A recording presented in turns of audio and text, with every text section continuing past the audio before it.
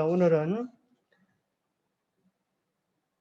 한눈으로 보는 에스라서, 우리 성경 가운데 에스라서에 대한 공부를 함께 하겠습니다. 중심절로는 에스라 6장 14절을 좀 뽑아보았습니다. 우리 글자가 작아서 잘 안 보이시죠? 성경책 있으시면 여러분 성경책 펼쳐놓으시고 함께 읽어보겠습니다. 유다 사람의 장로들이 선지자 학개와 이도의 손자 스가랴의 군면을 따랐으므로 성전 건축하는 일이 형통한지라. 이스라엘 하나님의 명령과 바사왕 고레스와 다리오와 아닥사스다의 조서를 따라 성전을 건축하여 일을 끝내되. 자, 여기 보면 아주 중요한 말씀이 나옵니다. 그게 말씀이 어떤 말씀인가 하면, 하나님의 명령을 따라서 하나님이 내린 명령에 의하여 새 왕이 조서를 내립니다. 그 왕의 이름이 뭐죠? 첫 번째 왕은 고레스, 두 번째 왕은 다리오, 세 번째 왕은 아닥사스다라고 하는 왕의 세 왕의 명령이 하나로 합쳐져서 하나님의 명령이 된다는 이야기입니다. 이 성경 구절 왜 중요할까요? 에스라 6장 14절에 나오는 이 구절이 바로 2300주야의 기산점이 되는 BC 457년에 시작이 되는 중요한 사건이기 때문에 그렇습니다. 자, 여기 보면 우리 에스라서는 이제 바벨론 포로로 몇 년 갔다 왔다 그랬어요? 70년. 그래서 성경은 큰 주제를 뽑는다면 이렇게 성경 전체는 이런 주제로 정리될 수 있어요. 창세기 1장, 2장은 무슨 내용이에요? 창조. 그 다음에 3장에는 타락이에요. 타락. 죄를 지어서 그 에덴 동산에서 쫓겨내려온 이야기입니다. 그 다음에 요한계시록 20장은 다시 죄가 끝이 나고 회복되는 이야기입니다. 그 다음에 요한계시록 21장, 22장은 재창조, 새하늘과 새 땅을 보여줍니다. 그래서 성경의 큰 주제가 낙원, 신락원, 다시 회복되어지는 복락원으로 정리될 수가 있어요. 아주 쉽죠, 그죠? 낙원, 신락원, 복락원. 그와 마찬가지로 이스라엘 백성들이 죄를 지어서 애굽에서 종로로 타다가 출애굽한 역사가 일어납니다. 그것을 기록한 책을 뭐라 그래요? 출애굽기다. 이제 바빌론의 포로 갔다가 다시 돌아와서 그들이 무엇을 해야 하는가? 바로 그것을 에스라서를 뭐라고 별명 짓는가면 제2의 출애굽기, 다른 말로 하면 바빌론기다, 그렇게 이야기하면 됩니다. 그래서 바빌론에서 돌아와 가지고 그들이 아주 중대한 일을 하는데, 그 중대한 일이 뭐예요? 성전을 회복하는 데입니다. 이것은 오늘 우리들에게 영적으로 중대한 의미를 가지고 있습니다.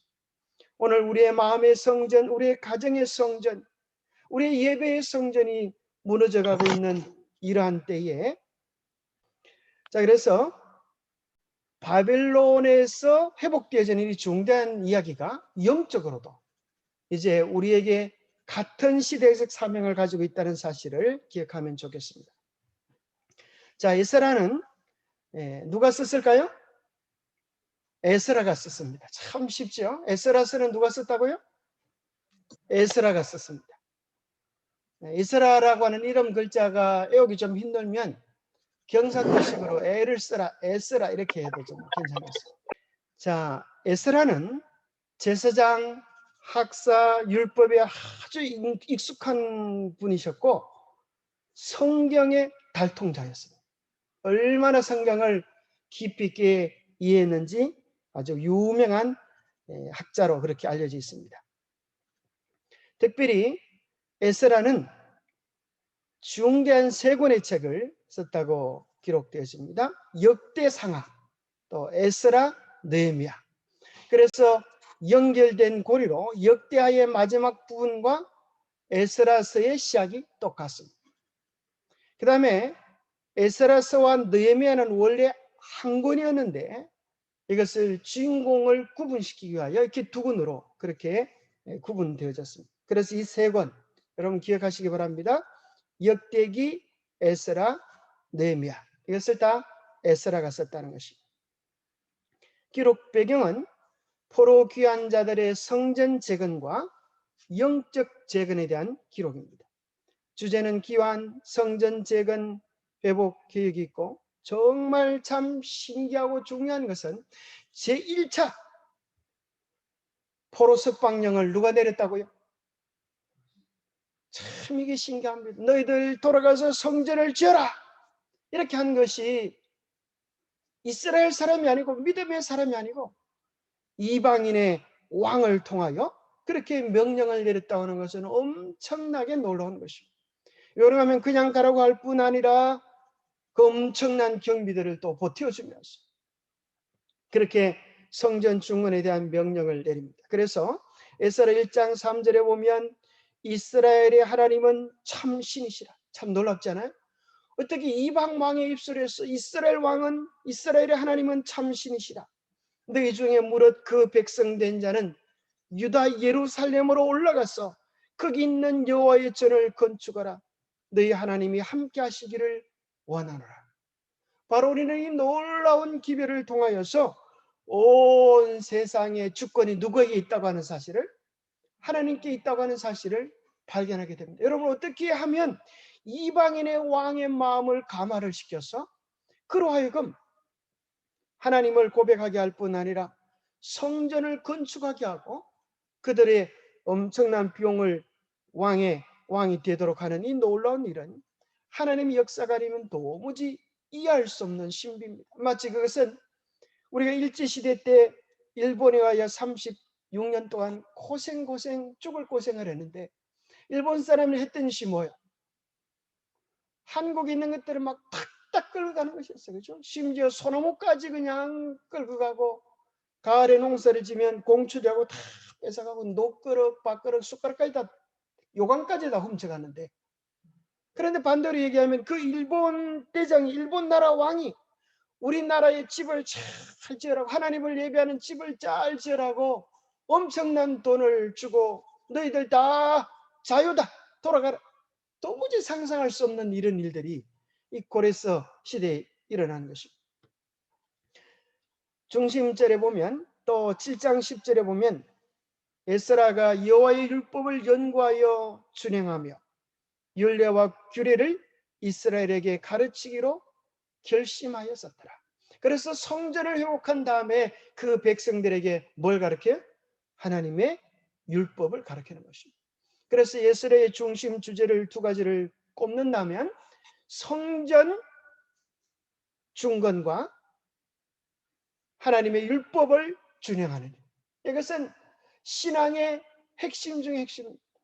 우리의 마음도 무너진 하나님과의 깊은 교제의 성전을 회복하고 하나님의 율법, 하나님의 계명 위에 바로 서는 것, 이것은 언제나 변치 않는 참된 백성의 특징이었습니다. 그래서 에스라 6장에 보면 성전 재건을 완공하는 내용이 나와 있습니다. 핵심 단어가 귀한 성전 재건, 그런 내용인데, 자, 에스라라고 하는 이름의 뜻은 뭘까요? 에스라 이름의 뜻을 보면 정말 신기합니다. 그죠? 하나님이 도우신다. 참 이름이, 그죠? 참 어떻게 그 기별자하고 이름이 딱 맞는지. 하나님이 도우시니까 지금 말하는 거예요? 성전을 지어라. 다니엘의 이름의 뜻은 뭡니까? 여호와가 심판자이시다. 나의 심판자이시다. 그래서 다니엘서의 중심 주제는 뭐예요? 하나님의 심판인 것입니다. 참 그 이름들, 선자의 이름들이 기별을 전구해주고 있습니다. 에스라는 최고의 율법학자, 최고의 성격 통독 인솔자였고, 또 유대인들은 아주 자랑스러워하는 3대 랍비가 있습니다. 그 랍비 가운데 제일 먼저 누구를 꼽는다고 하면 에스라. 정말 성경에 정통한 믿음의 사람으로 꼽습니다. 그 다음에 가말리엘이라고 하는, 가말리엘은 여러분 들어보셨습니까? 가말리아 문화생 중에 유명한 사람이 나오는데 바로 바울입니다. 나도 가말리안의 문외생이다, 그렇게 얘기했지. 힐렐이라고 하는 또 유명한 존경받는 랍비가 있습니다. 그래서 에스라스는 제2의 출애굽기 또 출을 바빌론이라고 이야기하면서 참 재밌게도 출애굽기에는 두 명의 엄청난 지도자가 나오는데 누구와 누구죠? 모세와 여호수아가 나옵니다. 그와 마찬가지로 바로 제2의 출애굽기에도 두 명의 큰 주인공이 나오는데 바로 모세와 같은 에스라, 여호수아와 같은 느헤미야. 마치 여호수아가 싸움을 잘했던 것처럼 느헤미야도 성전을 지을 때 한 손에는 창을 잡고 한 손에는 벽돌을 잡고 그렇게 짓도록 하는 정말 용사 같은 개혁자였음을 발견하게 됩니다. 그래서 책 제목이 에스라 느헤미야 이렇게 연결해 볼 수가 있습니다. 그래서 그것은 또 마지막 때 종교 개혁을 위하여 마지막 때 예수 재림을 준비하기 위하여 종교 지도자와 평신도 지도자가 함께하여서 마지막 역사를 이루어야 한다고 하는 것을 보여주는 기별과도 같습니다. 하나님의 계획을 이루고 또 재미난 것은 에스라는 대제사장 아론의 16대 손 후손입니다. 그죠? 제사장 가문의 그런 사람이었습니다. 자, 에스라가 쓴 세 권 기억납니까? 뭐라 그랬어요? 역대기, 역대상, 역대하. 원래 한 권이었다 그랬죠? 또 두 번째는 에스라가 뭘 썼다고요? 에스라서. 그 다음에 또 자, 에스라서에서는 1차 기환, 2차 기환. 또 느헤미야에서는 3차 기환이 나옵니다. 자, 1차 기환, 2차 기환은 석방령하고는 조금 다릅니다. 나중에 이제 나옵니다. 자, 역대하와 에스라서가 얼마나 같은지 여기 보면 역대하 36장 22절, 23절로 이제 역대하가 맞춰지게 되는데요.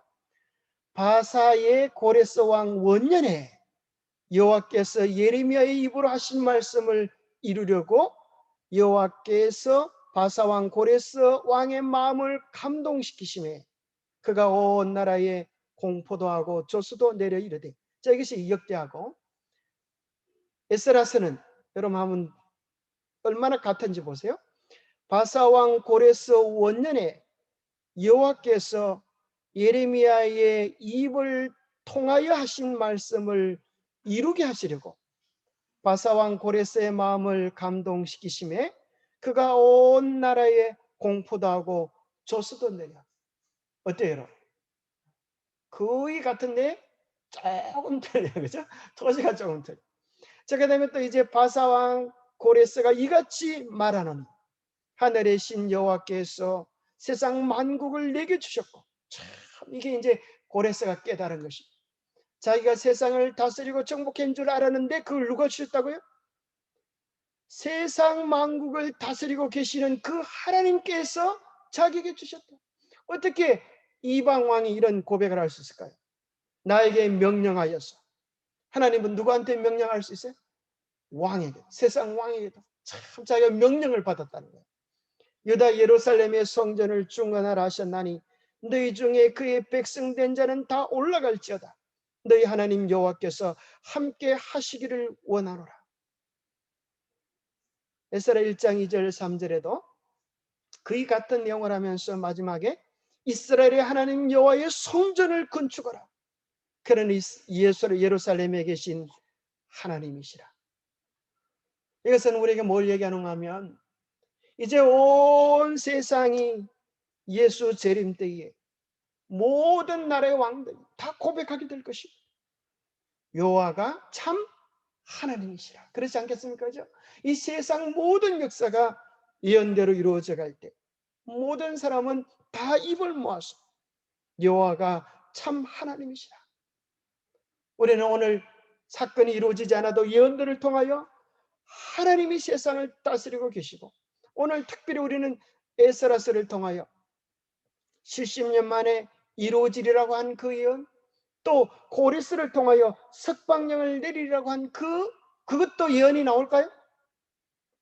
참 신기하죠. 고레스가 그렇게 이방 왕이 선포를 하는 것도 신기하지만 성경에 벌써 몇 년 전에 200여 년 전에 이사야의 입을 통하여서 고레스의 이름까지 정확하게 얘기해 놨다는 사실은 더 놀라운 일이에요. 참 성경이 얼마나 재밌고 신기한 일인지 몰라요. 자, 이 고레스의 배경을 좀 알기 위해서 우리가 이미 알고 있는 거지만 다시 한번 정리를 해보면 그 당시 신바벨론 제국은 어마어마한 국가였어요. 성벽 두께가 30m. 그래서 마차 6대가 뭐 왔다 갔다 할 수 있을 정도의 두께가 엄청나죠. 성벽 두께가 그래요. 성벽 총 둘레가 90km, 성벽 높이가 20m, 성의 총 면적이 서울 크기, 성문의 수가 100개, 그 안에 20년 분량의 식량이 비축되어집니다. 그 가운데로 유프라테스 강이 흐르기 때문에 아무리 막아도 이 성은 무너뜨릴 수 없는 난공불락의 성이라고 그렇게 알려져 있는 거예요. 그런데 이 성을 누가 무너게 돼요? 고레스가. 그래서 그 당시 이제 세계 지도를 보면 이렇게 되어 있습니다. 참 놀랍죠. 여기 보니까 바벨론이 전 지역을 다스리고 있고 밑에 애굽이 나오고 이제 메데 페르시아가 이제 여러분 보시기에 오른편으로 나오죠. 그 가운데 바사, 나중에 이제 페르시아로 알려지는 그 바사는 메데 끼퉁이 아주 조그만 나라였어요. 게다가 여기 이제 고레스가 원래 살던 나라는 바사국 가운데에도 바사국의 지배를 받던 한 작은 동네, 안산이라고 하는 동네였어요. 저 충청도에도 안산이 있죠. 안산이라고 하는 동네에 사는 그 작은 나라의 그 백성이었습니다. 그런데 여기 보면 참 재미난 이야기가 나오는데 여기 보세요. 메데와 페르시아는 서로 이렇게 결혼도 하고 이렇게 왔다 갔다 하는 그런 나라였는데 여기 보면 메데 나라의 두 번째 왕 아스티아게스가 이제 어느 날 여기 딸이 있는데 딸이 만다네요. 만다네 이름이 아주 재밌죠. 이 만다네라고 하는 딸이 꿈에 나타났어요. 근데 헤로도투스라고 하는 역사가가 기록한 그 내용인데요. 이 아스티아게스가 꿈을 꾸는데 자기 딸 만다네가 이거 오줌 마렵다고 이제 들어갔는데 이제 그 물줄기가 막 흘러나오는데 그 물줄기가 아시아 전체를 뒤덮는 꿈을 꿨어요. 참 해괴망측한 꿈을 꿨다고. 그죠? 생각이 되겠죠. 그죠? 어떻게 그렇게 막 엄청 아시아를 뒤덮는 그런 오줌을 누나. 이렇게 생각해가지고 그 당시 아주 그 뭡니까 점성술사를 불러서 이게 도대체 무슨 소린고 해몽을 해달라고 합니다. 뭐라고 이야기하는가 하면 만다네의 아들이 나와서 이 아시아를 제패할 꿈이라고 그렇게 이야기를 하는 거예요. 그 얘기를 들으니까 아스티아게스가 기분이 좋을까요, 나쁠까요? 이게 친족이면 괜찮은데 보세요. 자기 아들이 낳은 애면 누구 혈통이에요? 자기 혈통인데 이게 외가 쪽이거든요. 제가 보면 자기 딸이 시집을 가서 나오는 영웅이 세계 제패자가 된다 그러니까 별로 기분이 좋지 않아. 그래서 이 왕이 그런 일이 일어나지 못하도록 이 외할아버지가 누구한테 보내는가 하면 이 만다네를 누구한테 시집 보내는가 하면 저쪽에 이제 이게 이제 장면 어떤 분이 그렸어요. 오줌이 철철 해가지고 이제 아시아 지역을 평정하는 그런 건데 그 아시아 이제 또 두 번째 이제 또 이제 이제 그랬어 이제 그래서 시집을 보냈는데 어디로 시집을 보내는 안산이라고 하는 그 작은 페르시아의 속국에 메대의 속국에 보냈어. 그런데 또 두 번째 이제 왕이 꿈을 꾸는데 그 꿈 속에 또 만다네가 나타났어. 이제 만다네의 배에서 포도 넝쿨이 나오더니만은 그 포도 넝쿨이 온 아시아 지역을 뒤덮는 꿈을 꾸고 자다가 깜짝 놀랐어. 세상에 무슨 또 이런 꿈이 있나? 그래서 꿈을 해몽해 보라 그러니까 만다네가 애를 낳았을 것이라고. 그리고 그 애를 지금 죽이지 않으면 그가 아시아를 다 정복해 버릴 거야. 그러니까 이제 왕이 어떻게 했을까요? 그 조그만 동네에 놔두면 안 되겠다 싶어가지고 이 만다네에게서 드디어 이제 아들 키루스 2세가 태어났다고 하는 이 아버지가 이제 키루스입니다. 키루스 2세가 바로 누굴까요? 오늘의 주인공 고레스입니다. 그러니까 고레스를 죽이려고 이제 외할아버지가 뭘 보내는가 하면 자기 나라에서 싸움을 잘하는 장군 하르파고스를 보냈어요. 네가 가서 지금 애가 태어났다고 하니 네가 가서 처단하고 오라. 그래서 하르파고스 가서 이제 이 장군이 가서 아이를 딱 죽이려고 하니까 너무너무 불쌍해 보는 거예요. 그래서 애를 이제 데리고 나와서 이제 죽이려고 하다가 지나가는 목동에게 나는 도무지 못 죽였어요. 네가 좀 죽이라고 그렇게 맡겼어요. 근데 마침 이 목동이 자기 집으로 이제 이 아이를 데려가지고 이제 죽이려고 하는데 너무 불쌍한 거야. 근데 마침 자기 부인이 애를 낳다가 이 애가 죽어버려요. 그 죽은 자기 진짜 애의 시체를 이 장군에게 전해주는 것입니다. 그 죽은 아이의 시체를 가지고 이제 왕 앞에 가서 왕이여 명령대로 이 아이를 죽였습니다. 이렇게 이제 이야기를 합니다. 진짜 아이는 어디 있어요? 목동의 아이로 이제 자라고 있는 것입니다. 그래서 이 자기 아들을 잃어버린 이 부모는 마치 자기 아이처럼 그렇게 키우는 것입니다. 근데 이 아이가 어릴 때부터 탁월한 리더십을 발휘하기 시작합니다. 어느 날 동네에서 이제 놀면서 동네 아이들끼리 게임을 하다가 한 애가 말을 안 듣자 왕의 명을 거역하더니 저놈을 당장 끌고 와서 매우 쳐라. 아주 왕놀이를 하는 거예요. 그러다가 하필 이 두드려 맞은 놈이 누군가 하면 그 나라의 유명한 제상의 왕이었어요. 아들이었어요. 그러니까 이제 이 제상이 애를 보니까 애가 완전히 자기는 제상 아들이기 때문에 어디 가도 대접을 잘 받는데 어떻게 이렇게 망가져 있나. 그래서 물어보니까 이제 이야기를 하는 겁니다. 이 제상이 그 애를 두드려도 되는데 희한하죠. 또 이 제상이 얼마나 억울한지 왕한테 하소연을 했어요. 그 왕이 누군가 하면 아스티아게스. 그래서 아스티아게스가 도대체 어떤 애가 어떤 애인데도 그렇게 어른들이 이렇게 정치를 하듯이 그렇게 노나? 그 애를 한번 데리고 와봐라. 그래서 애를 딱 데리고 와 보니까 깜짝 놀란 거예요. 생긴 것도 빼다 봐갖고 나이도 그때와 똑같은 거예요. 그래서 왕이 진지하게 무슨 생각이 들어요? 바로 이놈이 앞으로 큰일 낼 놈이다.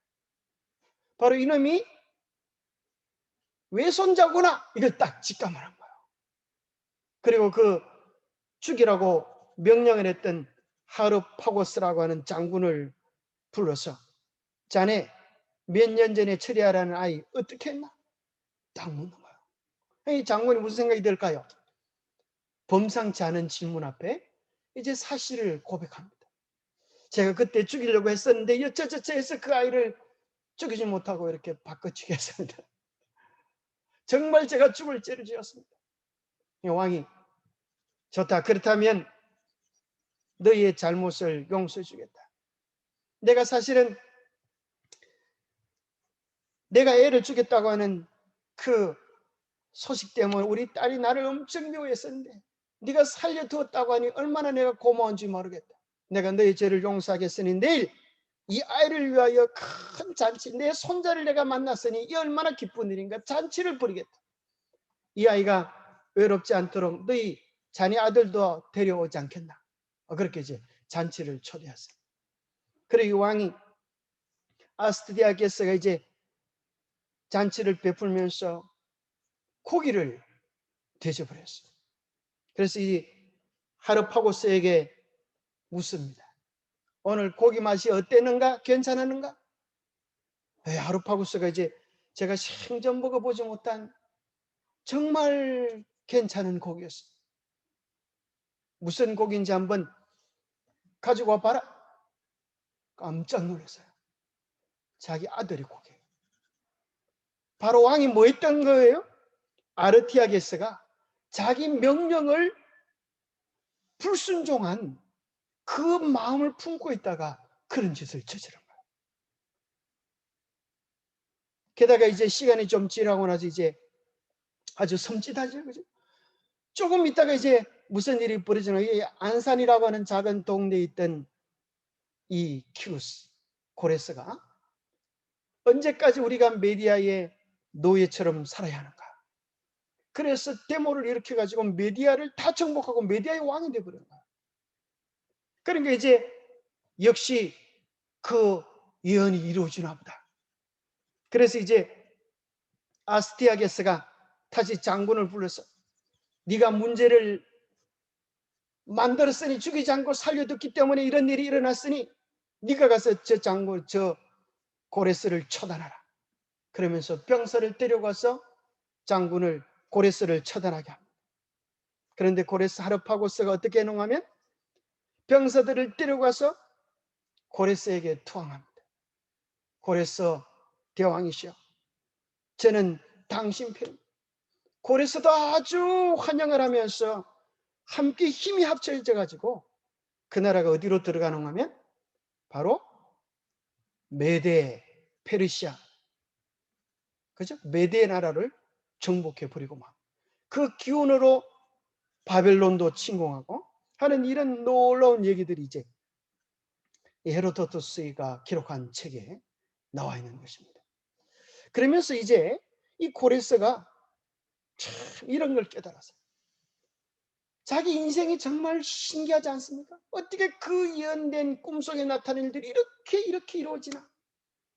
또 게다가 이제 바벨론을 탁 침공하여서 딱 성문을 열고 들어갔는데 그게 누가 기다리고 있을까요? 누가 기다리고 있을까요? 바로 이스라엘 사람들이 기다리고 있으면서 바로 이사야서 책을 딱 피는 것입니다. 그 이사야서 속에 뭘 봐요? 어떻게 바벨론이 무너질 것에 대한 그 예언과 그의 이름이 있음을 발견하고 깜짝 놀라는 것입니다. 내가 내 능력으로 이것을 무너뜨린 게 아니라 하나님이 도와주셨구나. 그래서 그는 신께서 세상의 모든 나라를 내게 주시고 다스리게 하셨다. 그래서 그때부터 이제까지는 여러 바벨론 나라들은 정복하면은 박살을 내버리는데 이 고레스는 다른 나라의 종교를 인정하고 도와주는 일을 합니다. 그래서 그는 키루스 실린드라고 하는 여기에다가 세계 최초의 이런 종교 평등의 선언문을 공개합니다. 이 엄청난 거죠. 역사 속에 나오는 것입니다. 짐은 정복한 나라의 전통과 믿음을 존중할 것이다. 짐은 빚 때문에 노예가 되는 것을 반대한다. 이유 없이 재산을 빼앗을 수 없다. 부서진 모든 신전을 다시 지어라. 모든 쫓겨난 사람들은 자기 고향으로 되돌아갈 수 있다. 모든 인종과 말과 믿음은 평등하다. 아주 그것을 역사적으로 남기기 위해서 이렇게 기록을 해놓은 것입니다. 그래서 여기 나오는 이 고레스, 이 사람이 이제 여기 나오는 지도처럼 바벨론 바사를 다 정복하고 꿈속에서 봤던 그 일이 실제로 이루어지는 일이 일어나게 되는 것입니다. 자, 그래서 여기 보면 이제 바벨론 성곽에 유프라테스 강물을 돌려서 진격해 들어가고 드디어 바벨론을 침공했을 때 이사야서 몇 장일까요?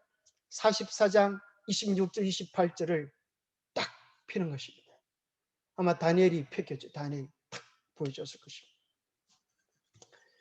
고레스에 대하여 이르기를, 여기 27절에 보면 무너지는 방법이 나오죠. 기품에 대하여 이르기를 말하라. 내가 내 강물들을 마르게 하리라. 고레스에 대하여 이르기를 그는 나의 목자라. 나의 모든 기쁨을 성취하리라. 예루살렘에 대하여 이르기를 중건되리라. 성전에 대하여 이르기를 내 기초가 세움이 되리라. 지금 얼마나 정확합니까? 그래서 하나님의 말씀을 잘 안 믿는 자유주의 신학자들은 이 이사야서는, 이 뒷부분은 고레스가 바벨론을 침공하고 난 이후에 기록된 책이다, 그렇게 이야기합니다. 얼마나 정확하고 너무나 분명하기 때문에 이것은 그 전에 예언으로 할 수 있는 말이 아니다, 그렇게 이야기하지만 그것은 아주 몰지각한 인간의 이성을 높이는 그런 편견에 지나지 않은 것입니다. 하나님의 예언이 정말 무섭고 놀랍도록 정확하게 이루어지는 것입니다. 자, 또 재미난 것은 이 고레스가 여기 이제 대형 박물관에, 여러분들이 영국을 이제 가보시면, 이제 코로나 풀리고 이제 영국 여행 가시면 여러분 대형 박물관에 가서 이걸 좀 확인해 보시기 바랍니다. 그리고 이제 이 고레스가 뭘 깨달으면, 성경에 기록되어 있듯이, 응? 나도 뭔가 좀 기록해야 되겠다. 그 참 신기하잖아요. 그죠? 자기 이름이 200년 전에 성경에 기록되어 있는 걸 보면서 자기 몸에 소름이 돋는 경험을 했거든요. 자기도 이제, 뭔가 좀 기록해야 되겠다. 그래서 이 고레스의 무덤 앞에, 무덤에 뭐라고 글자를 새겨놨는가 하면 정말 멋진 글을 새겨놨어요. 이 알렉산더라고 하는 유명한 황제는, 그죠? 막 10여 년 만에 다 유럽을 평정하고 다 정복하다가 이 사람만 다 깨트리는데 선수로 가면 다 정복하고 막 뒤집어. 그런데 고레스 왕의 무덤 앞에 와서 탁 깨트리고 보니까 뭐가 있는가 하면 글자가 딱 적히는 거야. 그 글이 뭔가 하면, 죽을 수밖에 없는 인간들아, 나는 한 줌 흙으로 돌아간다. 나 고레스는 한때 세계를 지배했었다. 그러나 언젠가는 이 땅이 다른 왕에 의하여 점령될 것을 나는 안다. 마치 이사야서가 자기 얘기를 해놨듯이 이 왕이, 알렉산더가 이걸 보면서 깜짝 놀라는 거예요. 이야, 정말 이 사람이 영웅 중의 영웅이구나. 그러면서 이제 또 이런 이야기를 하는 것입니다. 그러나 점령자여, 그대도 언젠가는 누구에겐가 점령을 당할 것이다. 그러므로 내 몸을 덮고 있는 흙에 손대지 마라. 정말 멋진. 너도 흙으로 돌아갈 존재가 뭐 내 무덤 파헤치지 마라. 인생은 흙에서 와서 한 점 흙으로 돌아간다. 그 얘기를 읽고 감동을 받은 알렉산더가 왕의 옷을 벗었어 이 위에 덮어놓고 가는 것입니다. 무너지지 않고 이 고레스의 무덤은 아직도 존재해서 우리들에게 정말 성경 말씀이 얼마나 정확하고 위대하게 이루어졌는지를 보여주는 것입니다. 에스라서는 둘로 구분되어져 있습니다. 총 10장으로 이루어진 에스라서는 1장부터 6장까지 1차 교환령에 대한 것이고, 그것은 고레스 왕의 조서로 인하여 생긴 것입니다. 고레스, 조금 전에 봤던 우리 고레스 왕이 정말 엄청난 감동을 받고 조서를 내립니다. 2차 귀환령은 7장부터 10장까지 나오는데요. 바로 우리가 아는 BC 457년 2차 귀환인데, 석방령으로는 3차 석방령이 됩니다. 그래서 이걸 좀 귀환령하고 석방령이 다르기 때문에 헷갈리지 않으면 좋겠습니다. 이건 누가 내려가면 아닥사스다. 또 치약 이름 같지, 아닥사스다. 그죠? 그렇지는 않은데 이름을 외우기 좋도록 그렇게 아닥사스다가 조서를 내립니다. 1차 귀환령은 인도자가 스룹바벨과 요호수아였습니다. 2차 귀환령이 바로 주인공 에스라스가 와서 다시 한번 성전을 회복하고 또 율법으로 백성들의 마음을 준비시키는 일을 합니다. 자, 참 이것이 얼마나 공통적으로 기록되는지, 그죠? 대칭 구조를 이루죠. 첫 번째에 보면 귀한 자의 이름과 수가 딱 나오고, 또 두 번째도 귀한 자의 이름과 수가 나옵니다. 자, 기명과 예물이 이제 돌아오죠. 자, 왜 기명과 예물인가 하면, 바빌론이라든지 다른 나라에는 다, 바빌론에는 마르둑이라고 하는 신을 씁니다. 그래서 옛날에는 전쟁에서 이기면 신들을 잡아가는 거예요. 그런데 이스라엘에 와보니까 신이 있어요, 없어요? 잡아갈 신이 있어요, 없어요? 신의 우상이 없는 거예요.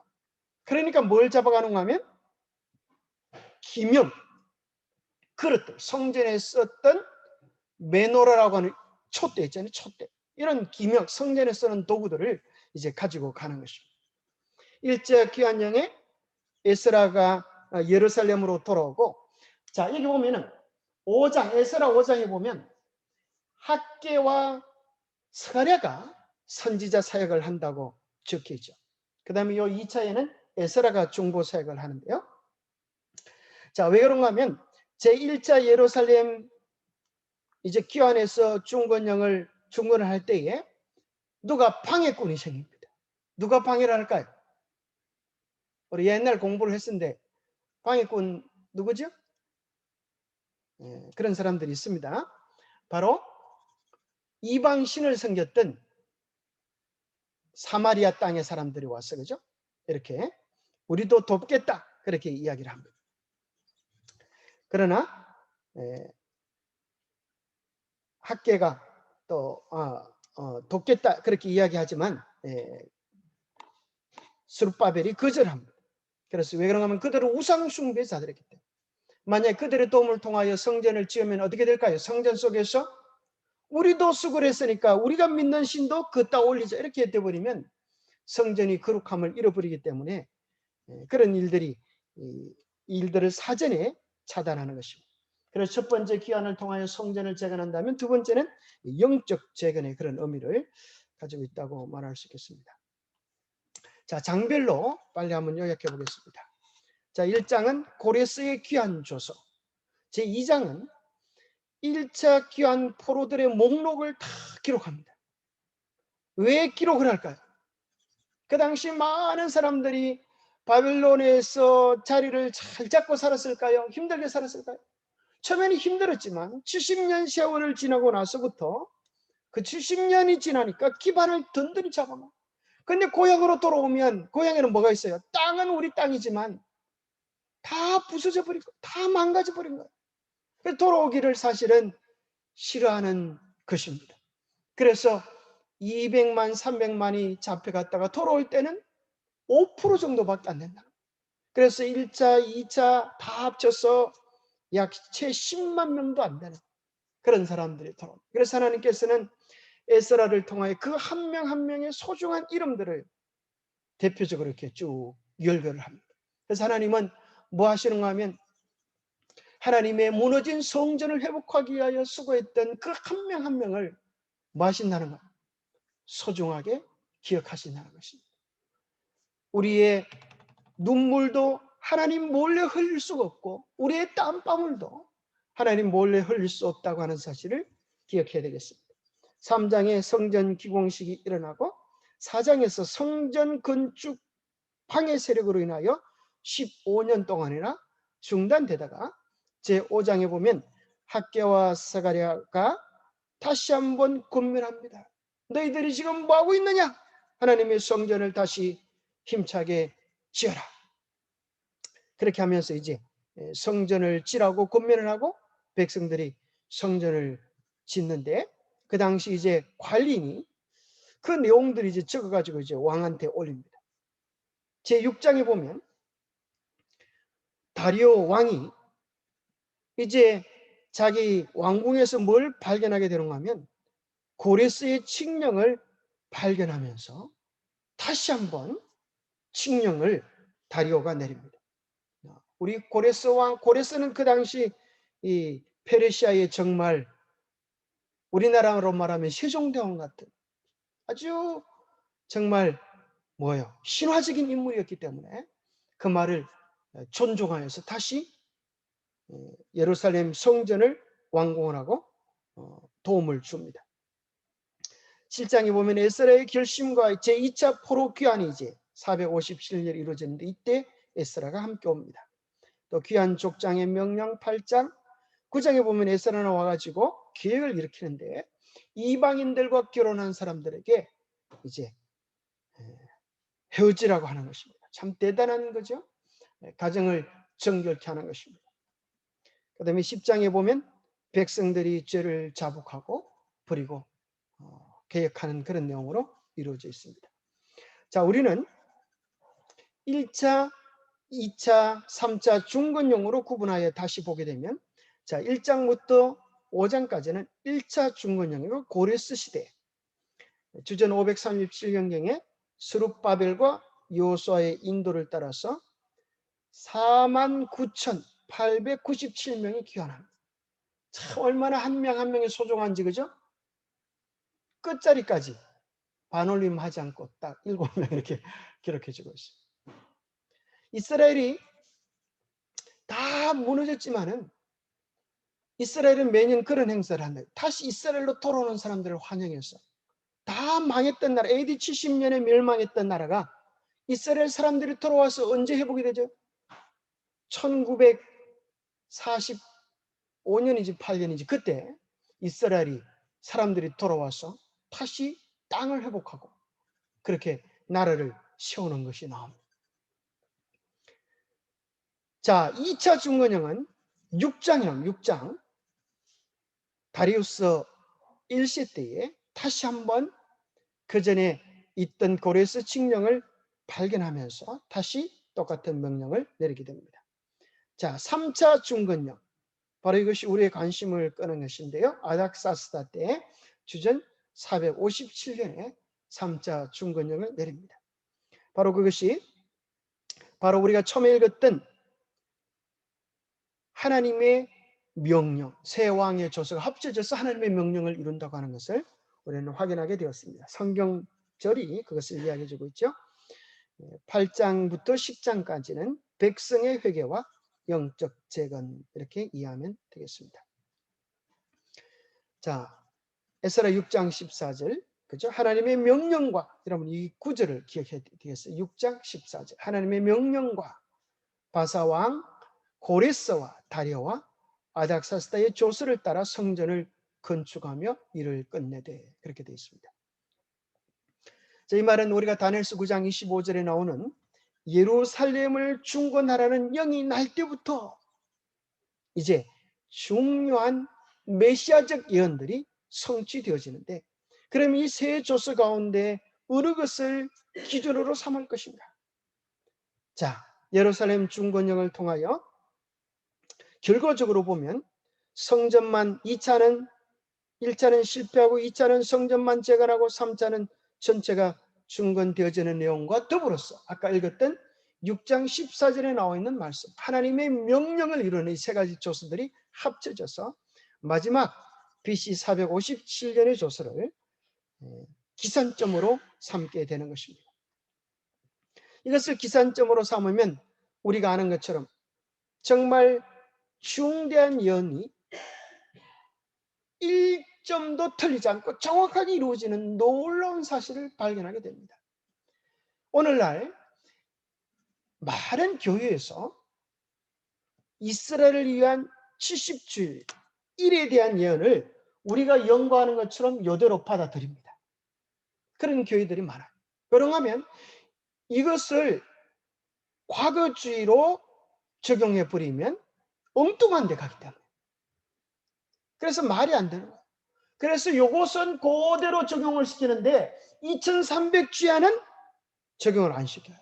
왜냐하면 그것이 맞다고 하면 재림교회가 뭐가 되죠? 진리교회가 되고 마지막 사명을 이루는 교회라고 하는 것을 인정할 수밖에 없기 때문에 많은 사람들이 2300주야는 인정하지 않고 490년의 예언은 이루어졌다, 이렇게 말하는 사람들이 많이 있습니다. 역사주의적 입장에서 보면 그것을 부인할 길이 없는 거예요.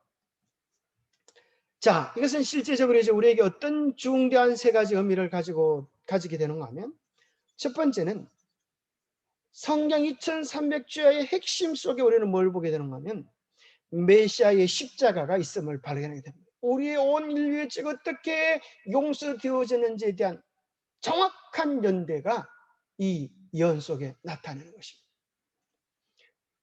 전 인류의 구원의 문제가 이 속에 달리는 것입니다. 두 번째는, 자, 이것이 아주 중요한 내용 중에 한 가지인데 뭐가 중요한가 하면 이스라엘에 대한 은혜의 기간이 언제 끝나요? 여기 보면 490년 71회로 은혜의 기간이 끝이 내겠다, 이런 내용이 나와요. 이스라엘 백성에 대한 은혜 기간이 71회로 끝이 나겠다. 그래서 AD 34년에 그 은혜의 기간이 끝을 맺는 것입니다. 이것은 우리에게 뭐에 대한 도전을 주는가 하면 로마서에 말했던 것처럼 이제는 육적 유대인이 아니요, 마음은 할례는 마음이 할지 진정으로 거듭난 교회가 선면의 역할을 대신하고 마지막 사명을 감당할 것이라고 하는 것입니다.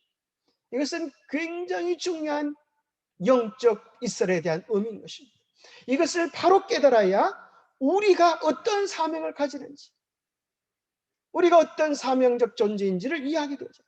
그런데 오늘날 한국의 많은 교회들은 이것을 깨닫지 못해가지고 이스라엘이 나중에 예루살렘에 성전을 쌓고 거기서 예배를 드리고 회복할 것이다, 이렇게 생각하는 사람들이 있어요.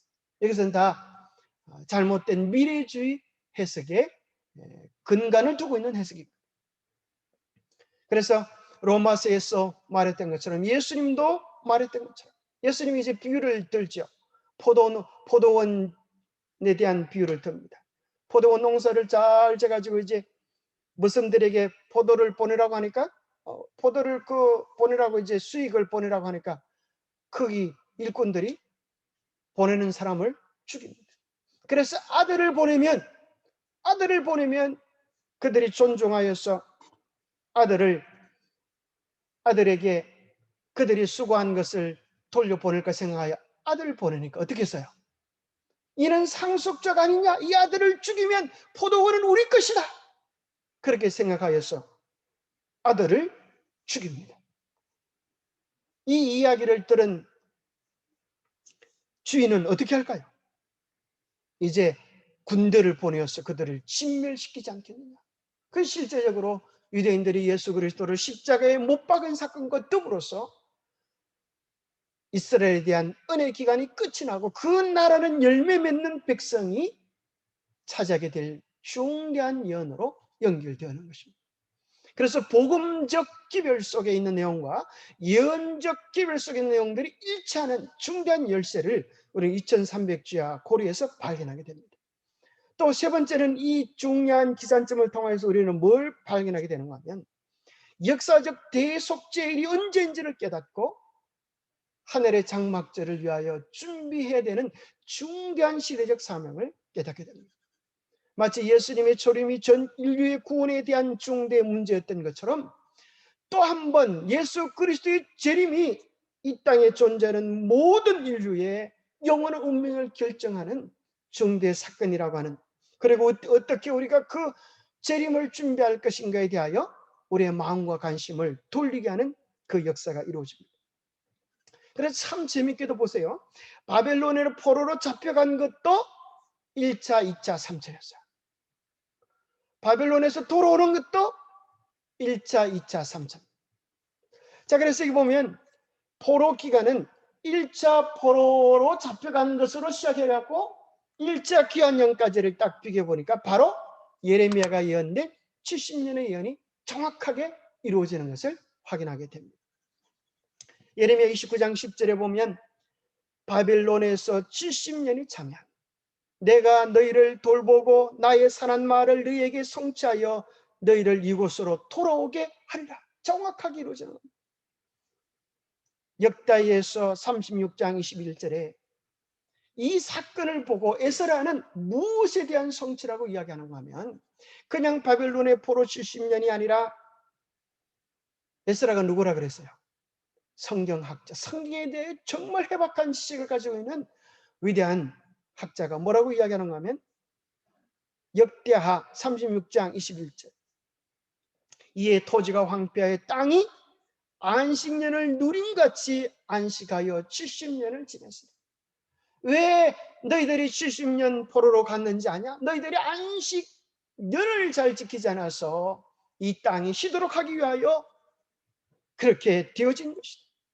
너희들이 바벨론에 가서 이제는 지난 날을 되돌이켜보고 하나님의 계명이 얼마나 신실해야 될지를 깨달으라고 그렇게 에스라는 이 내용을 특별히 언급해 주는 것입니다. 1차 포로 기한 때 49,897명 스룹바벨의 인도로 오게 되어서 성전을 회복합니다. 바로 그 이제 머물렀던 때에 학개와 스가랴 선지자가 다시 한번 용기를 내서 성전을 지어라 라는 내용이 나오고, 또 1차 포로와 2차 포로 사이에 뭐가 나와? 엘스더스가 나옵니다. 돌아가지 않은 그 백성들이 하마터면 다 죽을 뻔한. 그러고 나서 이제 2차 포로 기한을 통하여서 에스라가 말씀을 회복하고, 우리가 아는 느헤미야를 통하여서 3차 포로 기한을 통하여서 성벽이 회복되어집니다. 그러고 나서 말라기의 기별이 전해지면서 구약의 역사적인 내용을 다 마무리하게 되어지는 것입니다. 그래서 우리는 기억해야 되겠습니다. 오늘 우리에게 주는 기별이 있다고 하면 무너진 성전을 회복하라. 스룹바벨과 에스라가 성전을 회복했는데요. 스룹바벨이라고 하는 이름의 뜻은 바벨론에서 난 사람이라는 뜻입니다. 스룹바벨, 바벨이 들어있잖아요.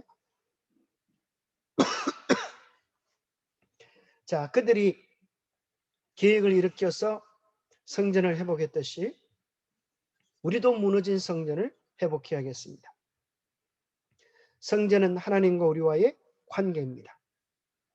하나님께 드려야 할 예배입니다. 우리의 모든 능력은 하나님께로부터 옵니다. 고린도전서 3장 16절 함께 읽어보겠습니다. 시작.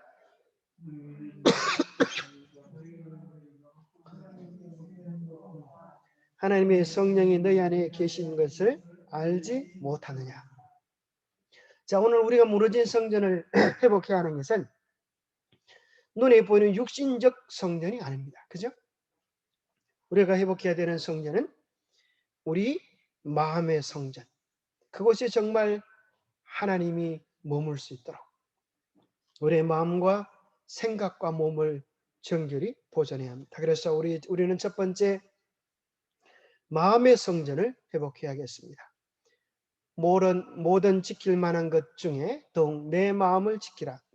생명의 근원이 이에서 남으니라. 마음의 성전을 지키려면 우리의 눈이 허탄한 것을 보지 아니하고 우리의 귀가 세상에 귀 기울이지 말아야 합니다. 우리의 입이 불평을 말하지 아니하고 우리의 손이 자신의 유익을 구하지 않아야 합니다. 믿음으로 말미암아 그리스도 예수 안에서 하나님의 아들이 된 사람들은 지속적으로 믿음으로 말미암아 그리스도께서 우리 마음에 계시게 해야 합니다. 여기 에베소서 3장 17절은 어떻게 예수님이 우리 안에 계신다고요? 믿음으로 말미암아. 성령께서 성령을 통하여 예수님이 우리 안에 계시더라도 우리가 그것을 인식하지 못하고 믿지 못하고 자행자제하면 하나님의 일이 이루어질 수 없다는 것입니다. 그래서 믿음이라고 하는 것은 바로 뭘 믿는 것이라고요? 말씀을 믿는 것이고 말씀이 약속하셨던 성령이 우리 안에 계심을 믿으면서 매일 하나님의 임재 의식 안에 사는 그런 삶을 이야기합니다. 두 번째는 우리의 가정이 회복되어야겠습니다. 에스라는 외부적 성전이 회복되어도 가정의 성전이 무너지면 무익함을 알았습니다. 그래서 그는 이방 여자를 맞이하여 아내로 삼았던 자들이 그 아내를 내어보내는 고통스러운 계획을 하게 합니다. 얼마나 어려울까요? 가정이 복음으로 온전히 회복되는 일을 위하여 우리는 기도해야겠습니다. 세 번째, 무너진 계명들을 회복하는 것. 이것은 시대적 사명이었습니다. 에스라는 가정개혁을 느헤미야는 안식일 계획을 시도합니다.